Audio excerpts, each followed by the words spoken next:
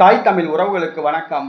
33 ஆண்டுகளுக்கு பிறகு மீண்டும் திமுகவில் இணைந்தார் என்ற தலைப்பில் இந்த காணொளியை காண்கிறோம். 33 ஆண்டுகளுக்கு பிறகு மீண்டும் திமுகவில் இணைந்தார் என்ற தலைப்பில் இந்த காணொளியை நாம் காண்கிறோம். 1993ஆம் ஆண்டு திமுகவில் இருந்து வெளியேறி மதிமுகவை ஆரம்பித்தார் வைகோ. திமுகவில் இருந்து ஏறத்தாழ சரிபாதி தொண்டர்கள் மதிமுகவில் இணைந்தனர்.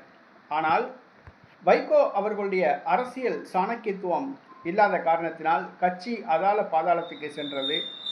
மீண்டும் திமுகவோடு கூட்டணி வைத்தார். இது வைகோவை நம்பி வந்தவர்களுக்கு ஒரு மிகப்பெரிய அதிர்ச்சியை கொடுத்தது.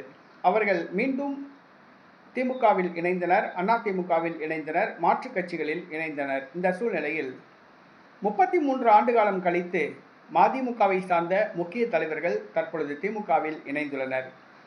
திமுக கூட்டணியோடு இருக்கும்போதே மதிமுகவை சார்ந்தவர்கள் திமுகவில் இணைய விரும்பினர்.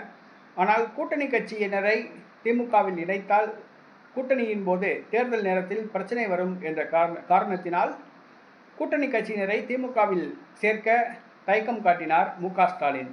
தற்பொழுது மதிமுக திமுக கூட்டணியை விட்டு வெளியே சென்றுவிட்ட காரணத்தினால் மதிமுகவினரை திமுகவில் இணைக்க சம்மதித்துள்ளார். அதன்படி வைகோவின் நெருங்கிய நண்பர்களான செவந்தியப்பன், அழகு சுந்தரம் இந்த 2 பேரும் மாவட்ட செயலாளர்களாக இருந்தவர்கள். மதிமுகவின் முன்னணி தலைவர்கள், வைகோவின் மிக நெருங்கிய நண்பர்கள், ஏறத்தாழ 33 ஆண்டு காலம் மதிமுகவில் பயணித்தவர்கள்.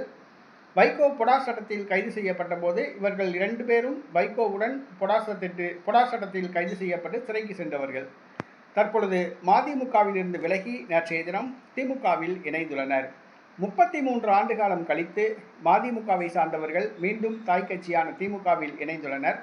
மதிமுகவை சார்ந்த பலர் இன்னும் திமுகவில் இணைவார்கள் என்று எதிர்பார்க்கப்படுகிறது. ஏற்கனவே மதிமுக சட்டமன்ற உறுப்பினர்கள் 2 பேர் திமுகவில் இணைந்துள்ளது குறிப்பிடத்தக்கது.